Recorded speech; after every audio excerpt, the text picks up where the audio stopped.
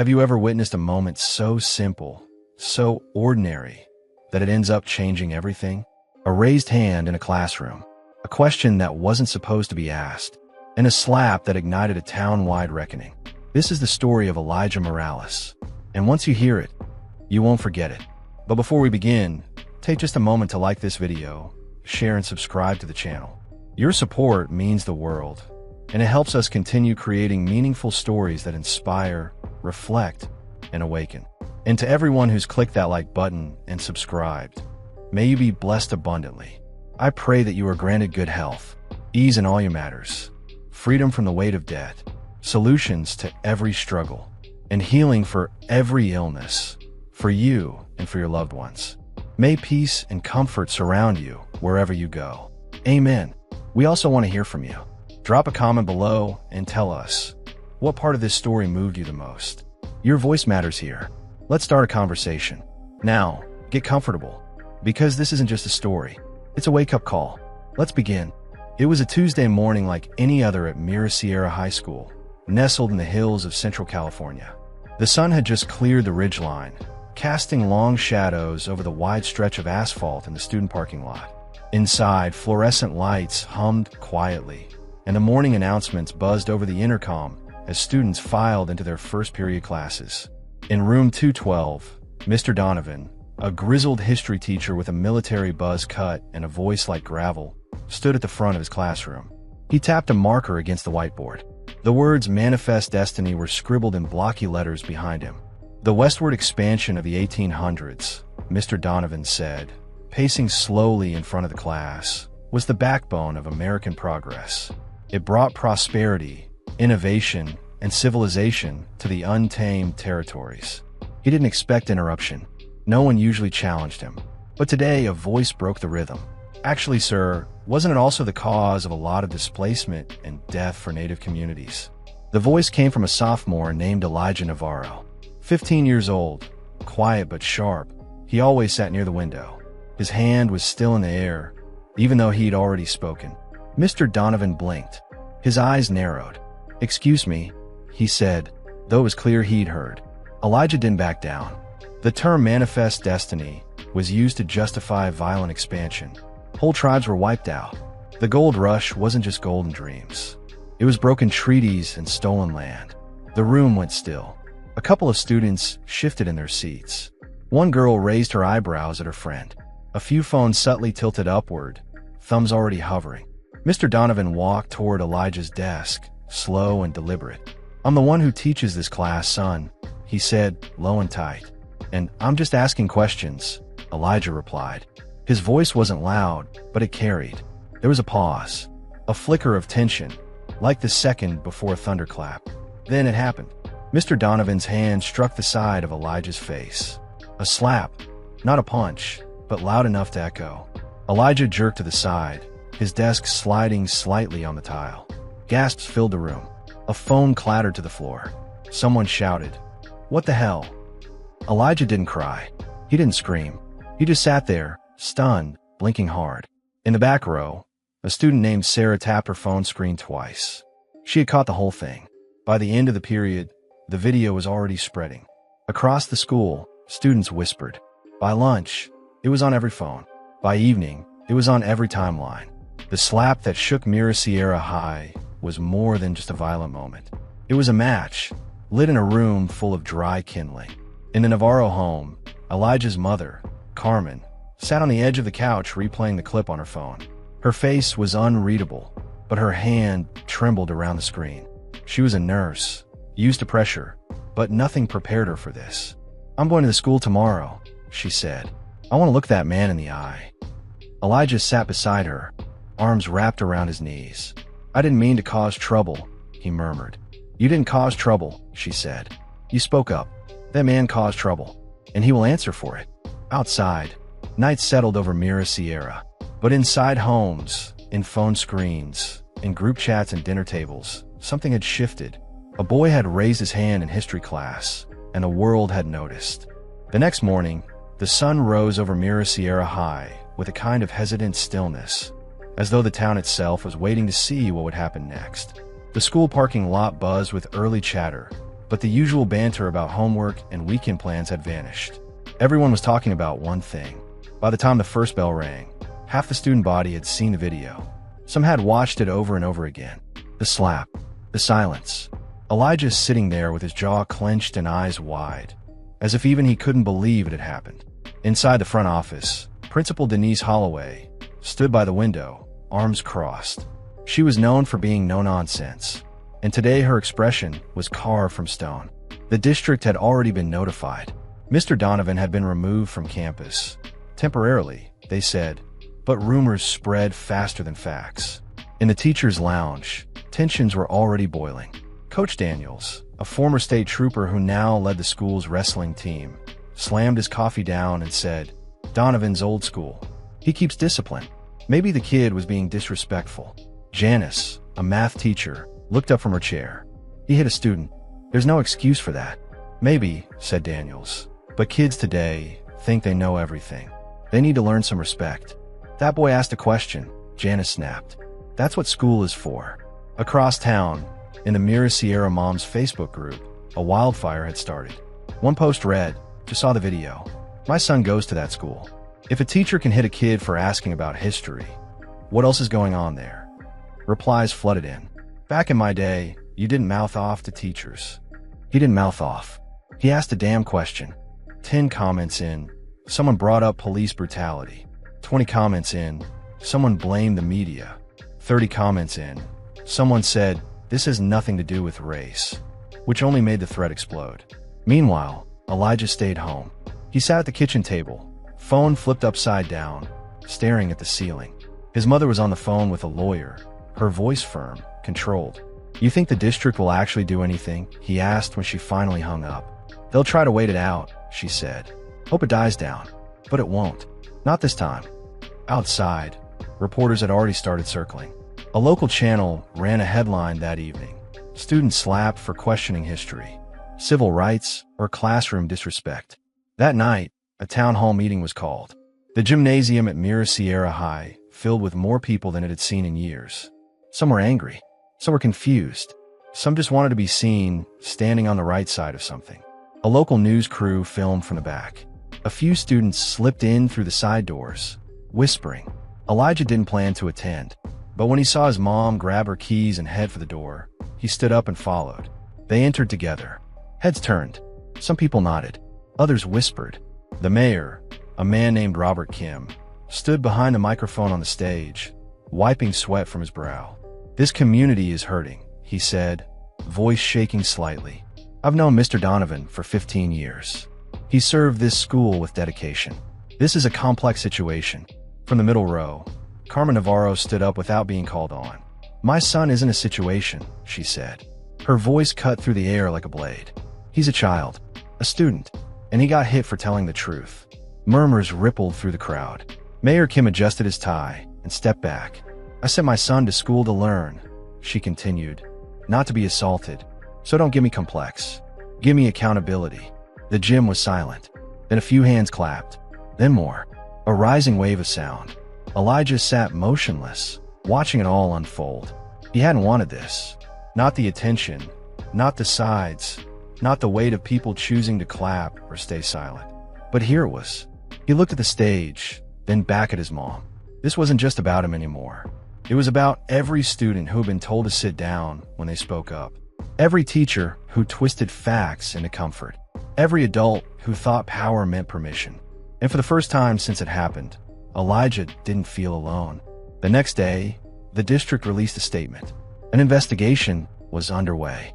Mr. Donovan was placed on leave, pending review. No apology was issued, but something had already cracked open in Mira Sierra. Students started talking.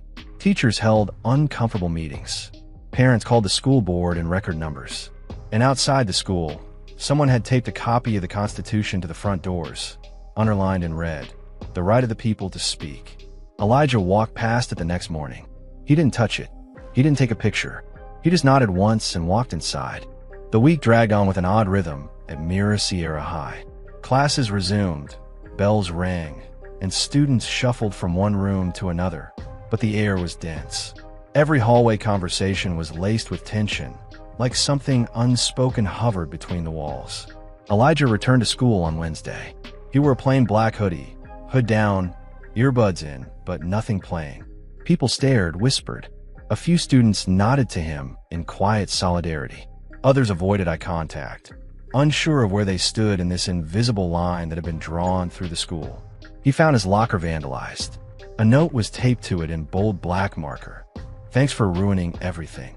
He read it once, pulled it off, crumpled it into a tight ball, and shoved it in his pocket.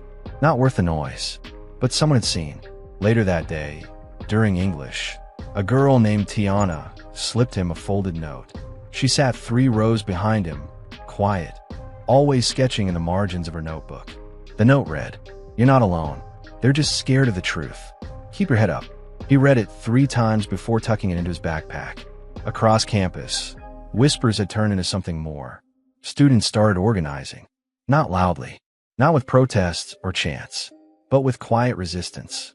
In history class, several students refused to recite the Pledge of Allegiance. Not because they hated the country, but because they felt like the truth they were taught didn't match the values it claimed to stand for. When Ms. Klein, the sociology teacher, assigned a project on civil disobedience, a group of students chose the theme of education as resistance. Elijah was one of them. So was Tiana. So was a boy named Milo, who usually kept his head down but now wore a pin that read "Question Everything." Their group met in the library after school.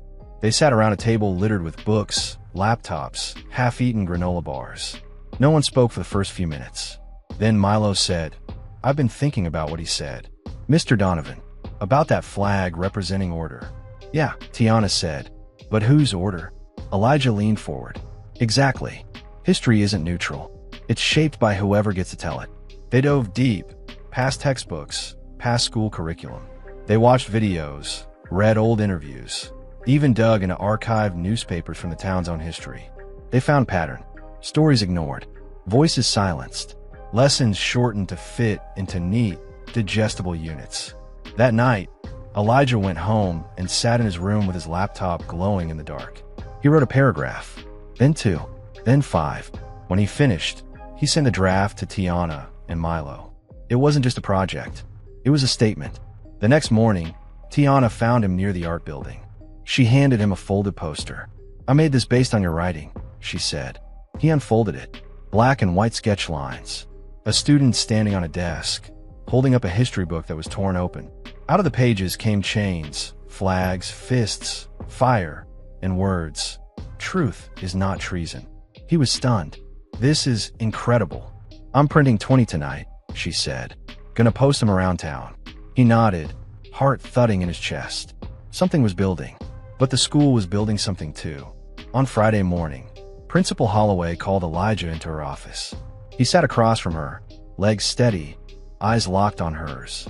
"Elijah," she said slowly, "I know things have been tense, but we're trying to move forward. I want to ask that you, please, be mindful of how your actions influence others."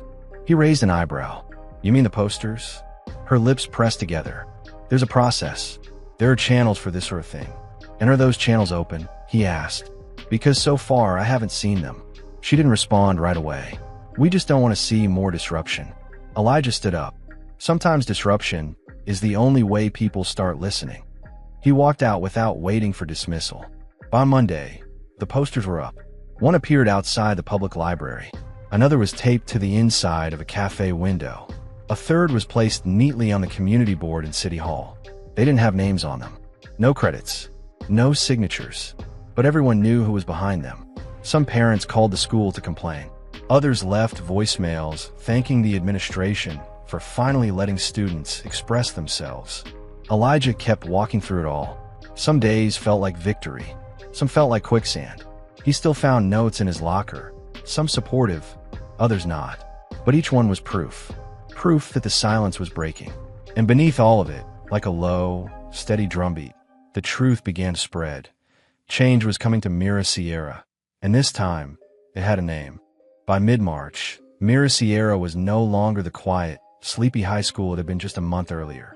Something simmered beneath the routine, an unspoken current that pulled students into hushed conversations, glances exchanged in crowded hallways, and late-night text threads filled with ideas frustrations, and questions too big for the classroom. Elijah walked with his shoulders square now. He didn't feel fearless, but fear had stopped being the loudest voice in his head. He met with Tiana and Milo nearly every day after school, either in the library or the back corner of the local coffee shop, where the barista gave them refills without charging and lowered the music when they started talking politics. They began drafting a statement, a manifesto of sorts, something to hand to the school board. It was part history, part testimony, and part demand. "We're not asking for chaos," Elijah said one afternoon, scribbling edits onto the paper. "We're asking for honesty." Tiana leaned over his shoulder, and for teachers to stop treating questions like threats.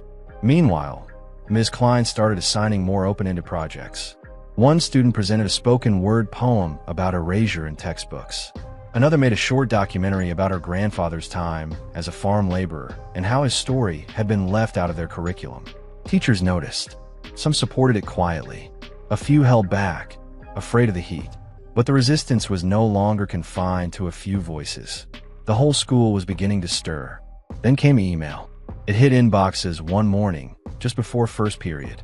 A scanned image of Mr. Donovan's internal memo to Principal Holloway, marked confidential. It outlined a proposal to remove several divisive books from the library, including titles by authors of color, works on systemic injustice, and a few that had been cited in recent student projects. No one knew who leaked it, but within an hour, it had spread through group chats and social media like wildfire. Elijah saw it on his phone as he sat in math class. He read the memo twice, jaw tightening with each sentence. "They're scared," Milo whispered beside him. "They're trying to bury it." That afternoon, students walked out. At 1:45, right in the middle of fifth period, dozens of students stood up, gathered their bags, and walked silently out of their classrooms. They moved through the halls in waves. By the time they reached the front lawn, the crowd had grown to nearly 100. No signs, no shouting, just silence. Elijah stood near the front, eyes scanning the crowd. Tiana arrived moments later, holding a stack of papers. She handed him one, the manifesto. They began distributing copies. Students took them, read them, passed them on.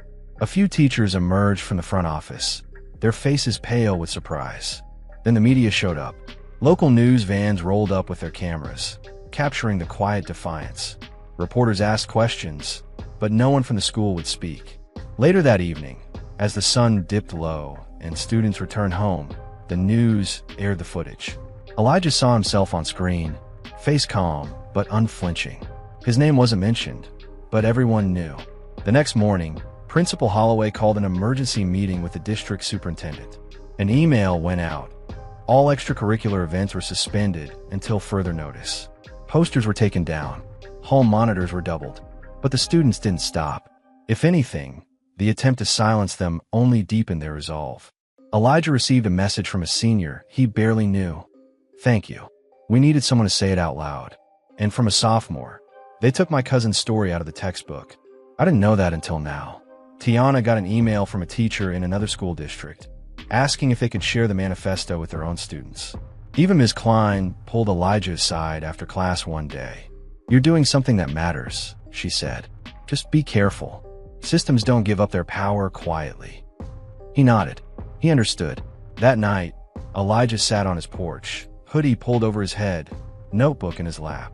He wrote for an hour, not about rebellion, not even about school, but about legacy, about the names that had been lost and the stories that needed remembering, and about the choice to either protect comfort or chase truth.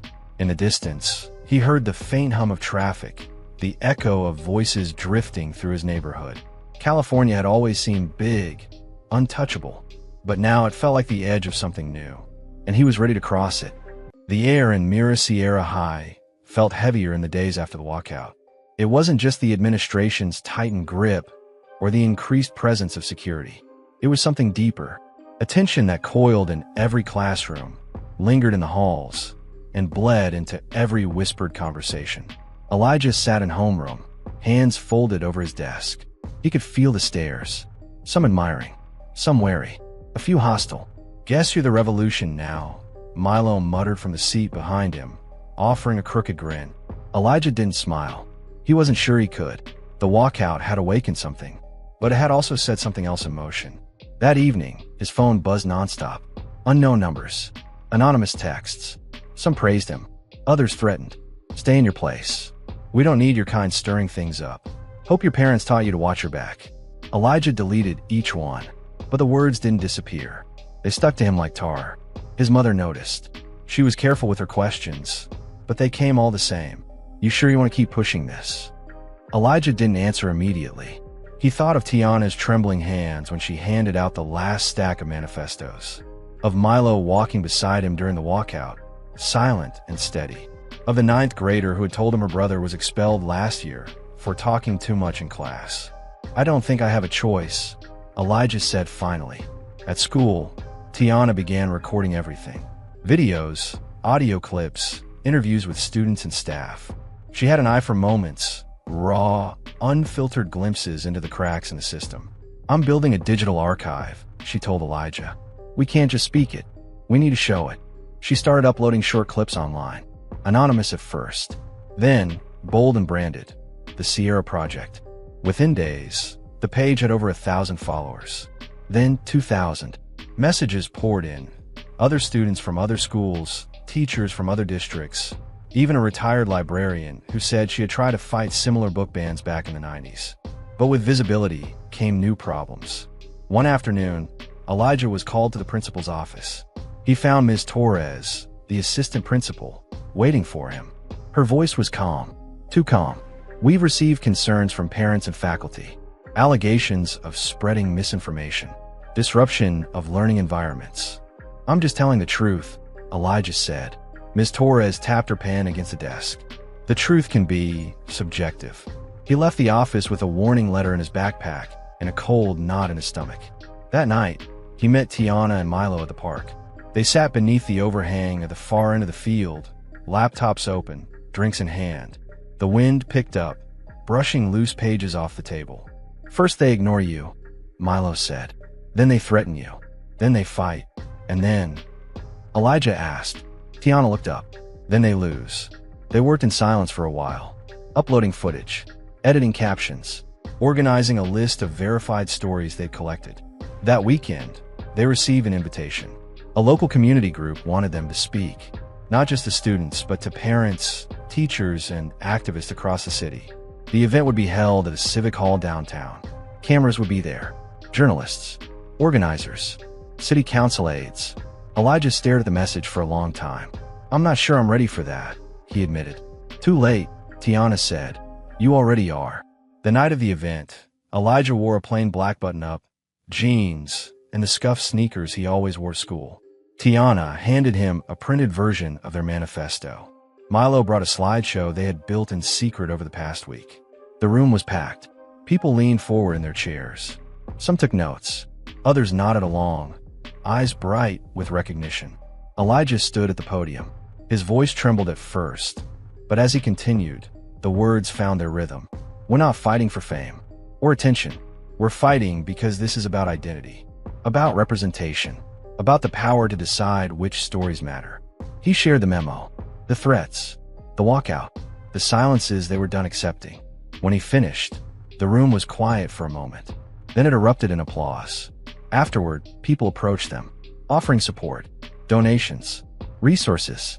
One woman, a retired teacher named Mrs. Jefferson, handed him a stack of old textbooks marked with red ink and post-its. These are the books they replaced, she said. Don't let them disappear. That night, Elijah sat in his room, the applause still echoing in his mind. He looked around at the pages taped to his wall, the notes scribbled across notebooks, the links and stories bookmarked on his laptop. This was bigger than Mira Sierra now, bigger than him. They had pushed past the edge, and there was no turning back. Spring settled in with an uneasy quiet across Cypress Valley. The wildflowers bloomed along the roadsides and the days grew longer, but the atmosphere in town felt anything but peaceful. At Mira Sierra High, every morning brought a new rumor, a new reaction, another crack in the mask of calm the administration tried to keep intact. Elijah walked through the front gates of the school with his backpack over one shoulder and eyes forward. The flags near the main office fluttered in the breeze, but they didn't feel like symbols anymore. They felt like questions. Principal Holloway had been notably absent since the walkout. In her place, Assistant Principal Torres ran things with the kind of surface politeness that made students uneasy. She smiled too much. Her voice was always too measured. But behind closed doors, the rules were tightening. Flyers were banned. Posters were pulled down by custodians before the ink dried. Teachers were warned not to allow unauthorized discussions during class. One student was suspended for handing out Sierra Project stickers in the hallway. But Elijah, Tiana, and Milo kept going. They met each afternoon, expanding their archive. Tiana had begun mapping the school's historical inconsistencies, what was taught, what was ignored, and when the curriculum had last been updated. She traced the erasures like a crime scene investigator. You know they haven't updated the civil rights section since 2009, she said, flipping through a worn textbook. It skipped straight from Rosa Parks to Obama, like nothing else happened in between. Milo was working on an interactive map of student experiences, a digital quilt of voices. I'm calling it the unwritten, he said, because these stories deserve space too. The Sierra Project wasn't just a protest anymore. It was becoming a movement, but the resistance to it sharpened as well. One night, Elijah came home to find his mom standing at the window, phone pressed to her ear. She turned, her face lined with worry. Someone's been calling the house. No ID, just breathing. He didn't respond right away. I'll talk to the school, she said. No, Elijah said quietly. They already know. They just don't want to stop it. Carmen Turner wasn't the kind of woman who let fear dictate her next move. But she was a mother before anything else. She wrapped her arm around her son and whispered, I'm proud of you, but don't forget to protect yourself too. Not just your truth. He nodded, the weight of her words settling in his chest like a stone. At school the next morning, Elijah was summoned to the main office again. This time, the superintendent was waiting. Dr. Henry Caldwell had the tired eyes of a man who'd spent his life in rooms filled with folding chairs and quiet politics. He gestured for Elijah to sit. You've got people's attention, he said. You've also got people nervous. I'm not here to make anyone comfortable, Elijah replied. Clearly, but change doesn't happen overnight. You push too hard, and people dig in their heels. You're telling me to slow down. I'm telling you to be smart. Elijah stood. Smart doesn't mean silent. And then he left. Later that day, an emergency school board meeting was announced. The reason? Curriculum review and campus climate. That was the headline. But everyone knew it was about the Sierra Project. Elijah, Tiana, and Milo prepared their presentation. They practiced until late into the night in Elijah's garage, surrounded by empty food containers, notepads, and power cables. This isn't about proving them wrong, Elijah said. It's about proving we belong in the conversation. At the meeting, the gymnasium was packed again. Cameras lined the back wall. Parents, teachers, and students filled the bleachers. When Elijah was called to speak, he walked calmly to the microphone. His hands were steady. His voice was clear. My name is Elijah Turner. I'm 15. I go to school here. I've never been arrested. Never started a fight. I play chess. I volunteer at the library. And I got slapped by a teacher for telling the truth. He paused, letting it land. What we're asking for isn't radical. We want history that tells the full story. Teachers who welcome questions, not punish them. A school that doesn't turn silence into safety. He motioned to Milo, who stepped forward and began the slideshow. Images flicked across the screen, quotes from textbooks, clips from interviews, student testimonies. Tiana followed, her voice sharper, more urgent. This isn't about rewriting history. It's about writing it right the first time. By the end of their presentation, the room had gone from tense to electric. The board members didn't speak right away. They whispered to one another. One of them, an older woman with silver hair and a notebook full of questions, finally leaned forward and said, "Thank you. This is the kind of education we've needed for a long time." Outside, the air had shifted. News spread fast. That night, teachers from neighboring schools reached out. Students from other cities started tagging the Sierra Project in their own posts. And the next morning, Ms. Klein pulled Elijah aside. The state superintendent's office called, she said with a smile. They want to meet you. Elijah blinked. Me? You started this, she said. Now it's time to see how far it can go. He walked into his next class in silence, the hum of possibility loud in his ears. Mira Sierra High wasn't fixed. but the walls were cracking. And from inside those cracks, something new was taking shape. The weeks that followed brought a whirlwind of change to Cypress Valley. The small victories Elijah and his friends had fought for opened doors no one expected to see unlocked. At the state education office in Sacramento, Elijah, Tiana, and Milo met with officials and curriculum experts. The conversations were different here. More open, less defensive. The students' voices carried weight in a way that surprised even them. Meanwhile, back at Mira Sierra High, Principal Holloway returned with a renewed focus. She announced a new initiative, a student advisory council to work directly with teachers on curriculum updates and school policies. Elijah was asked to join as one of the founding members. The school halls began to feel different. Teachers invited discussions instead of shutting them down. History classes began to include lessons on local activism, overlooked heroes, and the real stories behind the dates and names. The monthly forums started by Mr. Franklin became a place where students shared their ideas, frustrations, and hopes. Students like Kenny, once quiet and invisible, found their voices. Elijah still faced challenges. Some students whispered in the hallways, parents debated loudly at PTA meetings, and social media flared with arguments. But he no longer felt alone.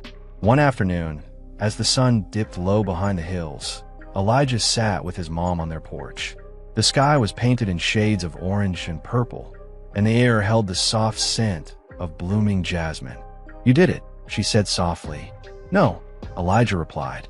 "We did it." She smiled, reaching out to squeeze his hand. The story of Cypress Valley was far from over, but for the first time, it was theirs to write. The end of one chapter was just the beginning of another. The end. Here are 7 moral lessons drawn from the story. 1. The truth matters, even when it's uncomfortable. One of the clearest lessons from Elijah's journey is that the truth has power. He raised his hand not to cause trouble, but to correct a historical inaccuracy. For that, he faced consequences far beyond what was reasonable.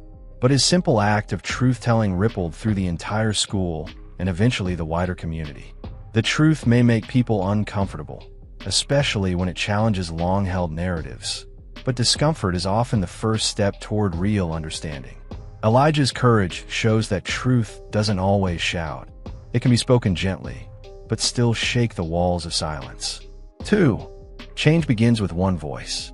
Elijah didn't have a plan when he stood up in that classroom. He didn't expect to become a symbol, a news headline, or a community leader. But his voice, one voice in a sea of silence, was enough to start a movement. The story reminds us that we don't need to have everything figured out to take a stand. We only need the courage to speak when we see something wrong.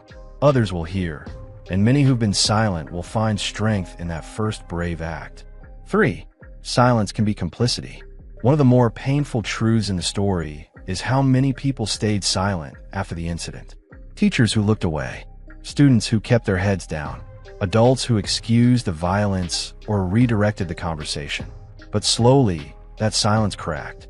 Tiana's speech, Milo's artwork, Ms. Brookwell's quiet support, and Principal Holloway's eventual return to leadership. Each broke the silence in their own way. The story reminds us that doing nothing, especially in the face of injustice, can allow harm to go unchallenged. Silence may feel safe, but it rarely protects those who need it most. 4. Authority should never go unquestioned. Mr. Dalton, the teacher who slapped Elijah, believed his authority was beyond challenge.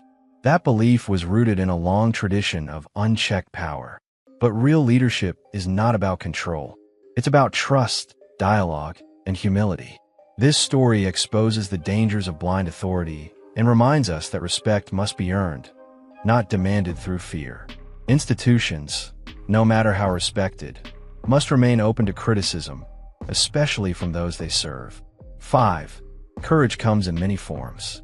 Elijah's bravery was visible, but others showed courage too. Tiana risked her place on the debate team. Milo used his art to speak truth to power.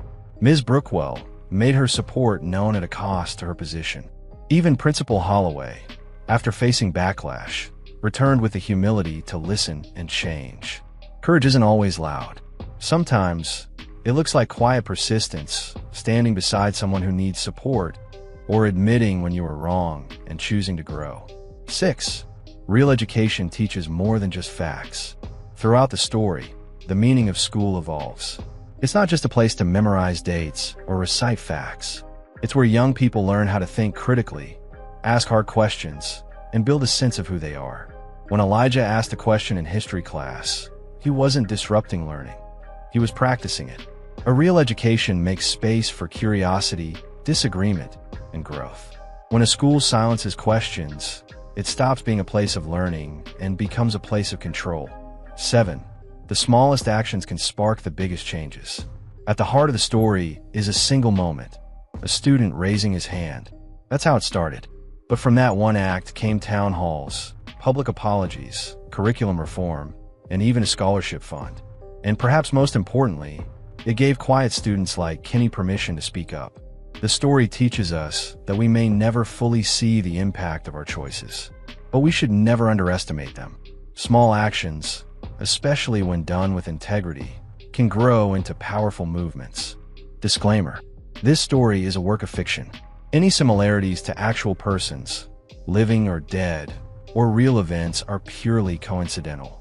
The content presented is created solely for the purpose of delivering moral lessons, motivation, inspiration, and educational value to viewers.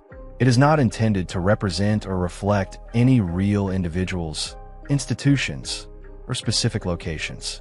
Viewer discretion is advised, especially for those sensitive to social themes and emotional topics. We encourage open dialogue and thoughtful reflection as part of the learning process. Thank you for watching with an open heart and mind. And that was the story of Elijah Morales. A story about truth, courage, and the ripple effect one voice can create. If this story made you think, feel, or simply pause for a moment, thank you for being here. From the very beginning to the very end, your presence means everything. Whether you listen while working, relaxing, or reflecting, I hope this time spent was worth it. Thank you for watching. Thank you for listening. If you haven't already, don't forget to like this video, share and subscribe to the channel, and turn on notifications so you won't miss the next story that might just stay with you long after the screen fades to black. And please, share your thoughts in the comments. I read them, I value them, and I'd love to know what stayed with you most from this journey. When you're ready for more, take a moment to explore the other videos on this channel. There are more voices, more truths, and more stories waiting just for you. Until next time, stay safe, stay thoughtful, stay kind.